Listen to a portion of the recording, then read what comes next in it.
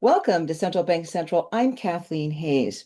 Days before the Bank of Japan is holding its first policy meeting of 2026, after in December it raised its key rate, we're now going to take a look at the Japanese government bond market because a sudden surge in bond yields, a big meltdown in bond prices has put all the attention there and on the policies, the things going on in this market that are not only tied to the BOJ, but probably a lot more to fiscal policy, to the Prime Minister. So to put a lot of different kinds of elements of this together for us, I'm very happy to welcome back to Central Bank Central Masahiko Loo, who is Senior Fixed Income Strategist at State Street Investment Management, someone I got to know well when I was going regularly to Tokyo to cover the Bank of Japan. And as I continue to cover it, I'm very glad to have you back. Welcome. Thanks, Kathleen. So, where shall we start? I mean, this is already with everything from, Greenland and the Davos meeting, World Economic Forum, to suddenly this, I mean, surge. And there's already been a lot of attention on what's going on with the new Prime Minister, Takaichi, more stimulus, employing tax cuts after it seemed like they were off the table. That's been the big announcement. And the latest surprise, it seems, that the markets are not digesting very well. Again, 40-year bond yield above 4% for the first time ever, and other JGB yields rising. Will this get worse before it gets better? What do you think? Yesterday was one of the craziest day during my career in Japan. Just looking at JGB market, it helped melt up actually, in terms of yield, something like 20 to 30 basis points in the longer end, 20-year and beyond. This is completely ballistic, right? In Japan, we haven't seen this move for a very long time. I think the last move that big was back in 2010 or something like that, right? And just because of that, it was pretty unfortunate when Japan opened on the day that, we had the Greenland headline and there was some rhetoric in selling America again, selling treasuries and treasury yield was drifting higher. And the election, risk is being priced in again, recall back in October 2025, we had the exactly same theme when Takaichi was battling Koizumi during her LDP leadership election, right? When she got elected as the prime minister, market gave it a go. Market, because of her pro-fiscal stance, people would think that she would want to spend more and basically issue more bonds. That's why market actually was trying to drift the yield a lot higher last year in October, and this is exactly the same playbook that market was giving it a go, trying to drift yield higher, right? And this time it was pretty unfortunate that it coincides with the timing, which is we're going to March fiscal year end in Japan, where Japanese investors, they do not have dry powder or no one wants to catch the falling knives, in other words. Okay. So, well, in terms of a little bit more about her, the new prime minister, very high popularity ratings. She's called this snap election to underscore that, to get the LDP, the ruling party, more powerfully backed, I guess, by an election that backs her.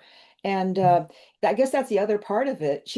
Everyone knew this was going to happen, the snap election, but she announces it and then right away, boom, we've got Greenland, we got all this stuff. And the Japanese government bond market is kind of hard to wonder what's the message we're supposed to get? Is this just this happens in markets, right? They explode, they, fall apart. So how are people looking at this now?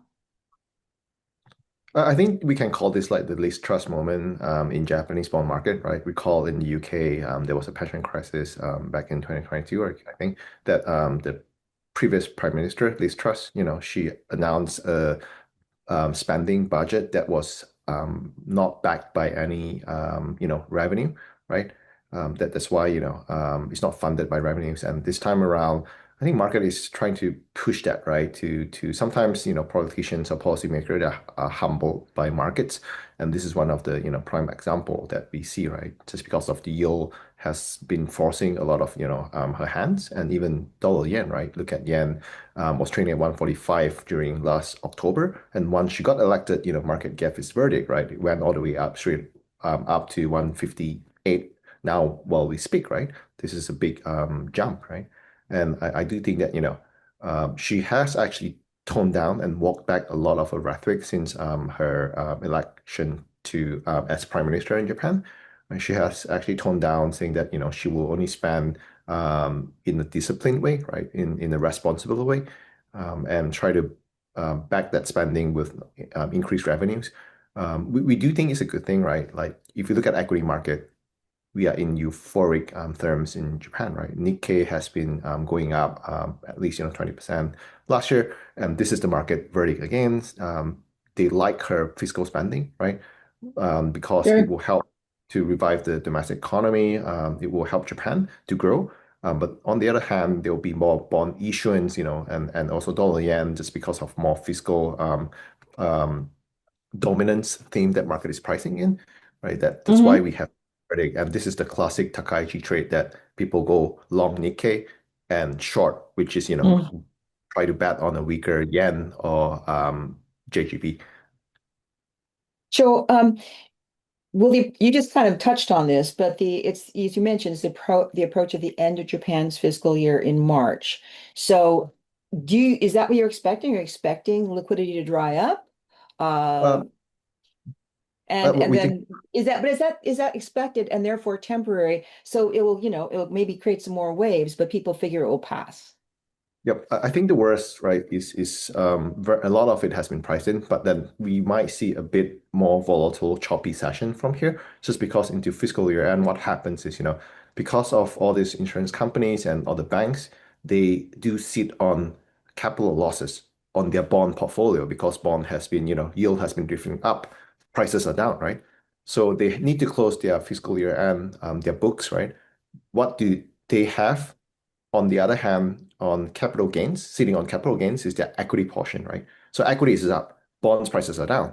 What happens is they want to offset and write off their bond losses, right? So they'll sell equities, take profit on their equity losses, equity gains, and then they will sell their bonds and book losses on their, bond portion, right? To offset it as a net neutral into fiscal year end. This is very technical in Japan, right? So that basically creates what happens is, equity prices might come down a bit.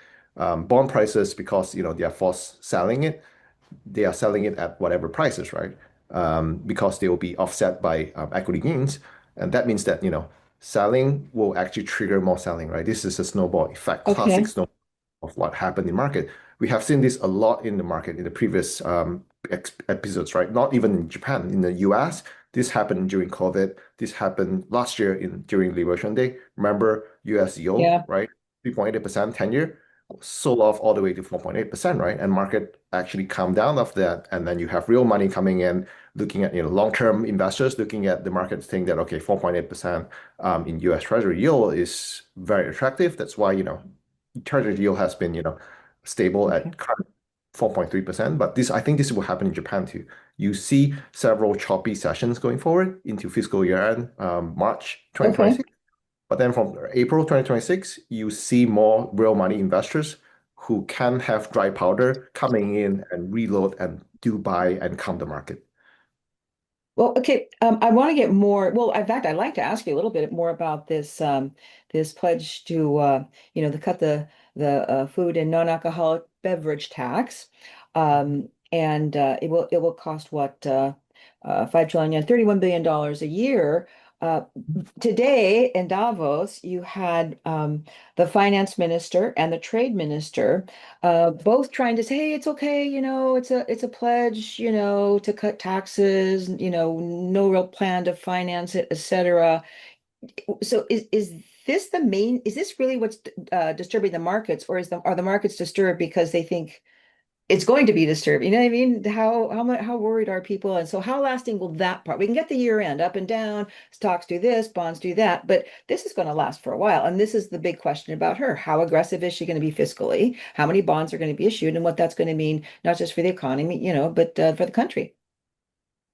I think, like market is basically pricing in like a fiscal dominance theme in Japan that she would spend like there's no tomorrow, which is not the case actually, right? She has out and corrected the markets again. Again, she has toned down her rhetoric, right? this is like in Italy is like a classic example, right? Look at Meloni in Italy. She came up with a big spending budget or plan or pledge, right? When she comes into power, and then she has since toned down. And look at Italian BTP spreads, right? It's doing perfect, right? It's trading through Yeah. which is France, which we have been making this argument since last year, saying that if I were Sanai Takaichi, you know, guns to my head, she would choose to be Maloney rather than be Liz Truss, right? But market is market. He has, given his verdict. They want this to be a Liz Truss moment, and I think she has got the message. That's why you see Katayama, which is the finance minister, and also Akazawa, which is the trade minister, came out in Davos and actually tried to calm the market down, saying that we won't be doing spending there's like no future, which is not the case in what she wants. I think market again, a lot of it is being very technical. So we might get a bit of volatility into year end, fiscal year end, right, in Japan. Okay. Second half of 2026, I think there will be more calm in the market. Sure. Well, and even Liz Truss, that moment didn't last very long. She was only prime minister for 50 days, and then she had to step down. But in terms of the markets and everything else, the government figured out what they were going to do. They got past it. Um, in terms of the prime minister herself, I just have to ask you because there was a question. She was Prime Minister Abe's, protege, right? And oh, everybody's expecting, and I think some people say, well, she is kind of still pushing in that direction, right? She wants Japan to grow. She's not worried about inflation. She's not worried about all these things. But do you think you just mentioned you do think she's adjusted? So do you think that's another shift she's made internally? Again, still 60% approval rating. Many leaders in any country would be pleased to have that. The public seems to like the fact that she wants to push growth and do all these things. Exactly right. I think like the younger generation, I think if you look at the polls, right, the older generation, of course, they're supporting other agenda, but anyone below 50 years old, I think majority is supporting Takaichi, right? That's why PM Takaichi has such a big popularity. She's so popular among the nation, especially under the 50-year-old cohorts, because people want growth. People are starving that Japan needs to spend more to grow, right? There's three areas or segments in the country, right? There's household, corporates, and government. In Japan, it's classic. Corporates has a lot of cash; they're not spending as much, right? Household, no one is spending because the population is aging, right? There's more pensioners. There's a lot of pensioners, right? So they have to say. But then when it comes to government, someone needs to spend, right, in the country to outgrow, to grow, right? So I think she's Mhm. doing the right thing. But market, again, they're giving it a go because this is the easiest trade to do, to short yen and JGB and long Nikkei, right? This is the classic Takaichi trade. And what we think that, from now on is she will definitely, tone down. And she has been, coming in and telling the market and try to calm the market down. And there's a magic pill actually that she could do. Recall you A mentioned, magic pill, did you say? yep, Okay. magic. I don't, they might not do it, but then, there's one thing very easy that the easiest way to calm the market down is get BOJ to, come to support the market again, right? This is Come to what what?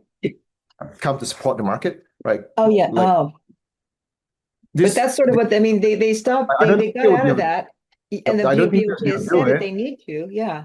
But if we do see this order sell off from here, like very crazy, like no one, like just disorderly volatility from here, BOJ might actually come in and try to calm the market down. This is what happened in England, right? In the UK, back in Liz Truss, right? Bonds were selling off, right? 20, 30 basis points a day.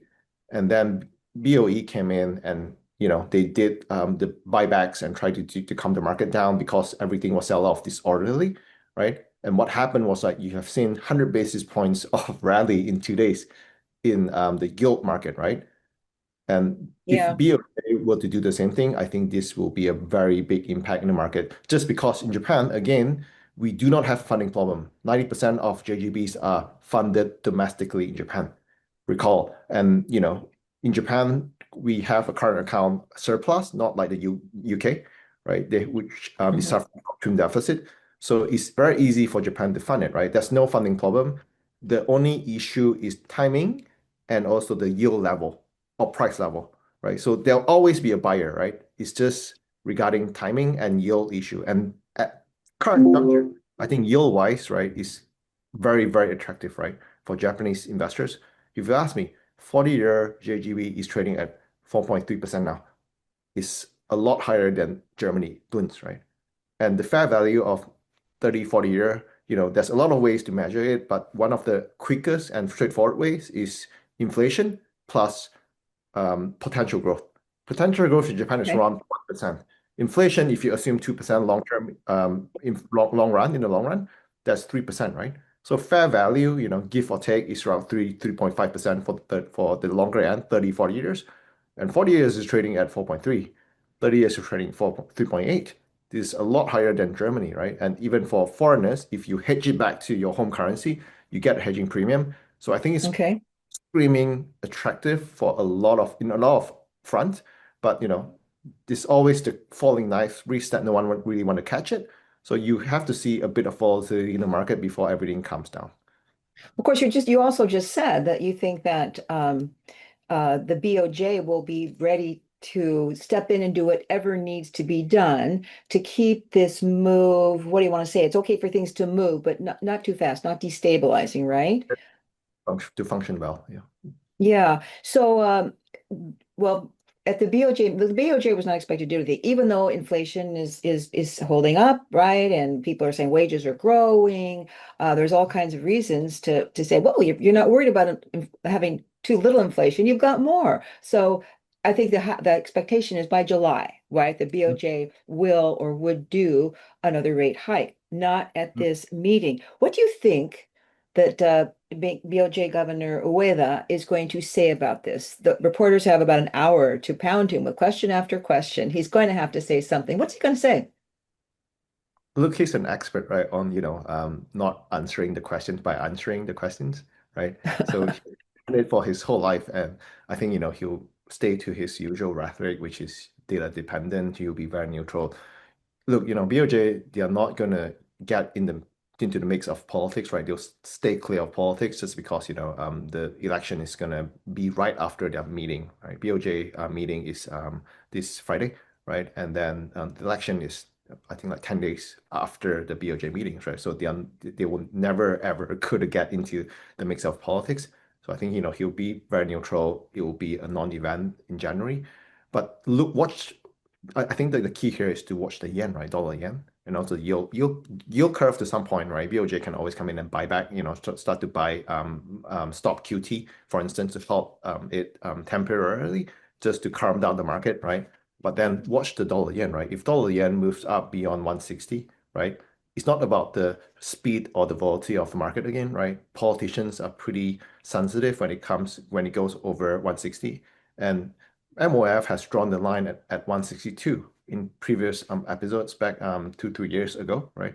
They have came in and intervened in the market.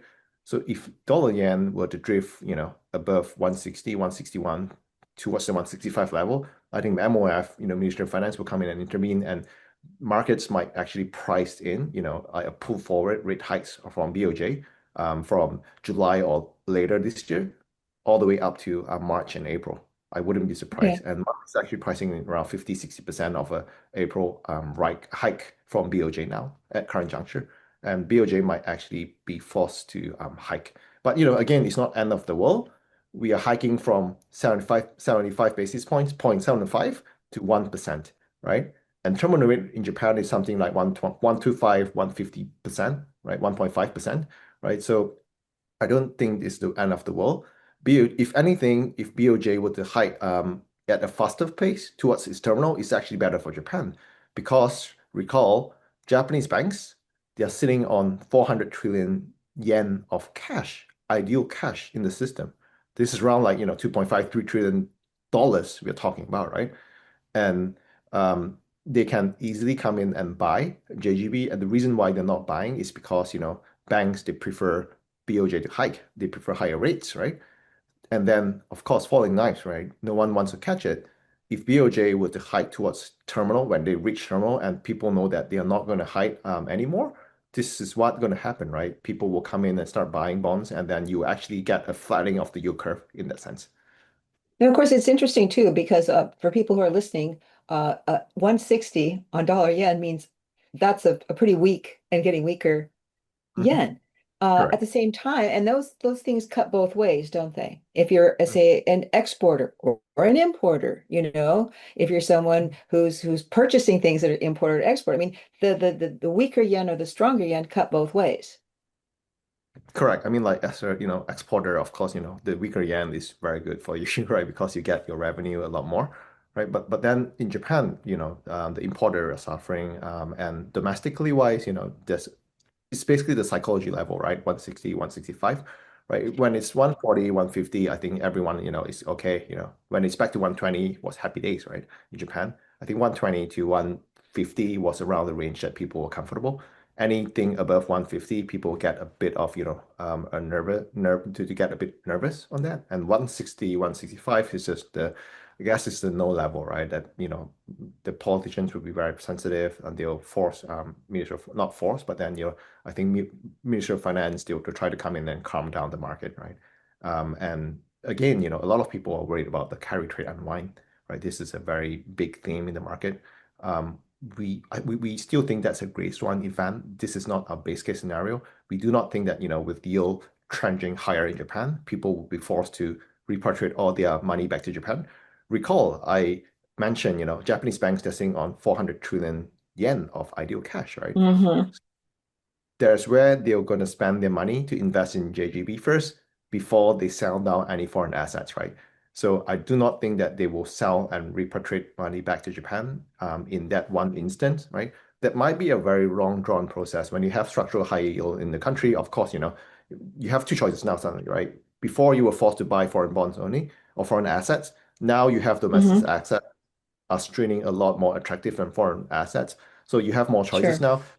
Do not think they will sell outright whatever they have in foreign countries and repatriate it back in Japan. So watch that, yen level, watch that yield level, of course, Okay. right now. I do think we have, periodically there might be a bit of volatility in the market, but this is not going to be a systemic carry trade unwind. Right. Okay. That's very important. It's been carry trade's been going on for a long time. In terms of how the prime minister reacts to this, I mean, we've heard her finance minister, her foreign trade minister. We've heard a lot about and not just in this round of, oh my God, meltdown in the JGB market, but for a while, right? They step up. Um, is there a point where she may say something? I mean, the intervention so far, verbal. In fact, Katayama, the finance minister, indicating that agreement with the U.S. endorses decisive action against sharp currency moves, suggesting some potential coordination, or is that just something we all dream of? Ooh, potential coordination. But you have to go back a long time to see much potential coordination like that in the world. I do not think that we will get that coordination at this point. Scott Bassen was out publicly supporting Korean won, right? He's saying the Korean won was extremely cheap, right? Was too cheap based on fundamentals. He hasn't really mentioned anything about yen. I think what the one from the US side, at least from what the publicly announced or tweets and stuff, where they think that BOJ is a lot massively significantly behind the curve. So they prefer BOJ to hike to a normalized level, which is 1.5, 125%, right? Before MOF can come in and intervene. But then now we do have dollar yen tricking higher towards 160, 165 level. At that juncture, I think it's only natural to think that Ministry of Finance, they'll come in and intervene in the market by themselves again. This is what happened in the past periods in 20, I think it was 2024 or 2023, that they came in, right, without the coordination from the US. While they had the blessing from Janet Yellen back then, right? I think this is going to be the same playbook this time around, and that we will not turn structurally a bullish yen story, but that at least that will stop it, right?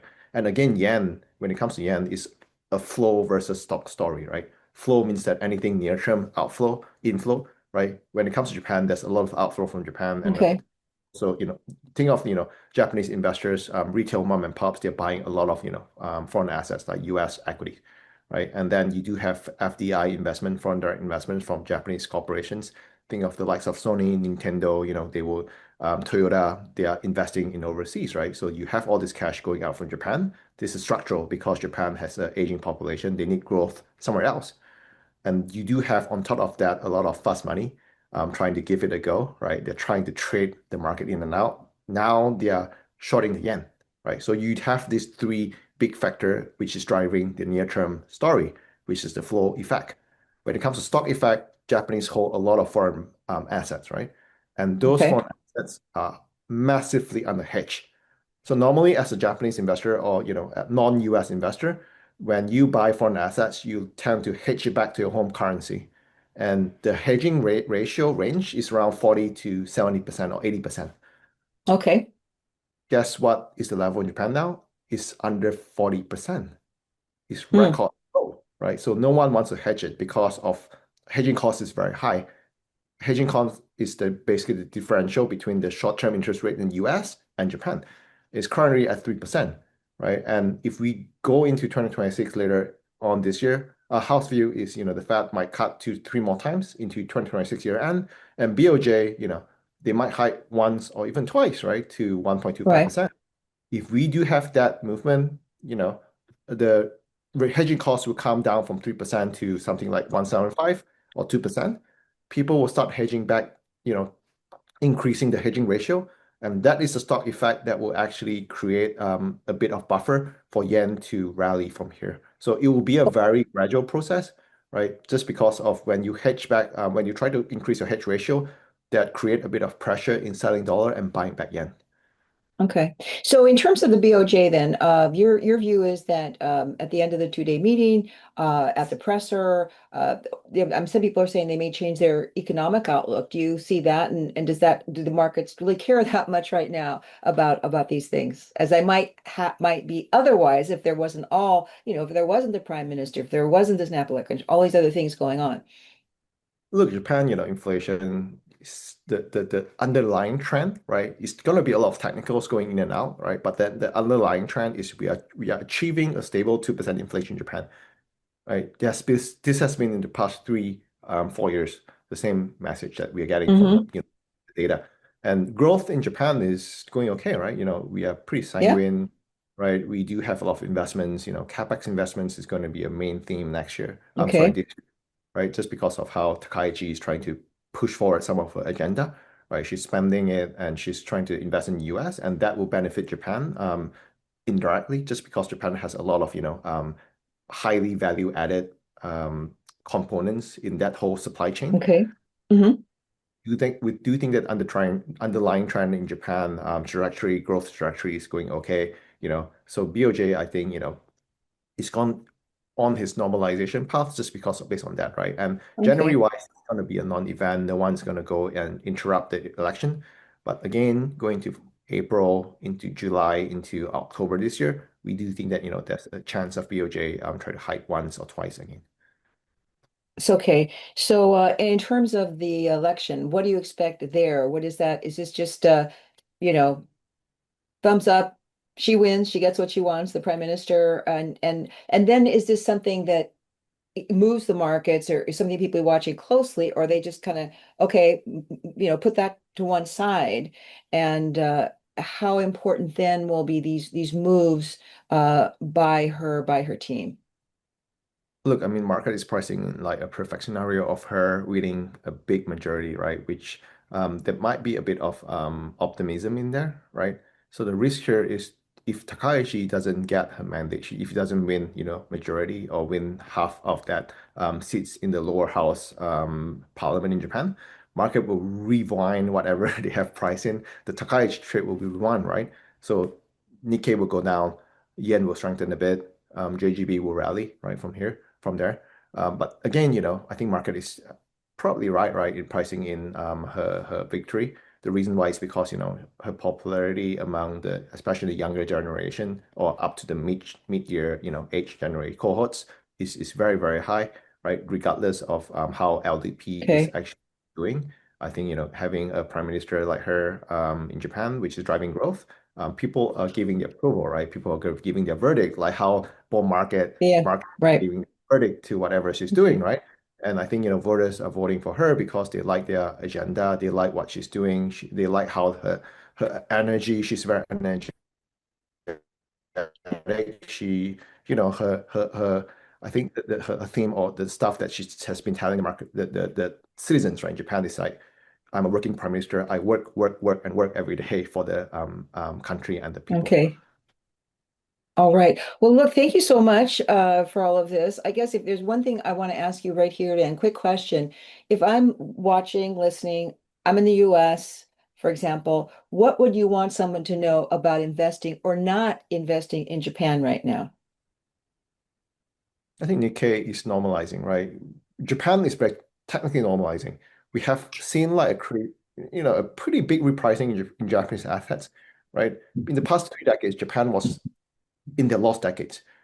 Yield was minus, right? Was 0% and went negative for quite a while, right? But then now, recall, 40-year is trading at 4.3, 30-year at 3.8. That is higher than Germany bonds, right? Bund yields.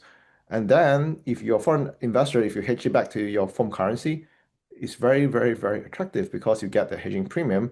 And then, of course, we are in a hiking cycle. And every time in a hiking cycle, no one wants to catch a falling knife. When the hiking cycle is over, that's a time for people to come in and, fixed income is all about fixed income, right? Your entry yield is very important, right? So you see investors trying to come in, longer term, real money investors will come in going forward just because of the attractiveness of the yield. And then Okay. yen, I think is extremely cheap, right? At this current juncture. Right? Look at a lot of tourists, they're coming from Japan for one reason, because yen is cheap. A lot of things are a lot cheaper, right? And Japan is a great country, right? When it comes to vacationing. You are one of them that Yeah. comes. Oh, yeah. I remember. I got to plan a And trip then, back. Yeah. and also Nikkei wise, Japanese equities is actually doing quite great, just because of the ongoing corporate governance reform in Japan. The theme is ongoing. Earnings are, improving in Japan just because of all this Okay. corporate movement. And we do think that, Japan is very well positioned in that whole supply chain diversification to, Okay. to that, de-Chinalization, the China plus one. Japan is well positioned to do that, right? So it will be a Okay. net beneficial from everything, all else equal. So I do think that Japan has normalized. It has This is a new chapter for Japan, high yield, cheap yen, Okay. and Hmm. Nikkei, is at par, competing with other markets at current juncture. All right. Well, thank you so much. As I said, nice long conversation here, covering a lot of ground. And it's just striking to me how, you know, BOJ's there, but there's a lot going on that they're going to ride the wave, but not necessarily drive that wave. So thank you so much, Masahiko Loo, Senior Fixed Income Strategist at State Street Investment Management in Tokyo, travels the world. So great to see you tonight. Thanks for joining me. Thank you, Kathleen. I'm Kathleen Hays. Thank you for joining me and Masahiko. And this is Central Bank Central.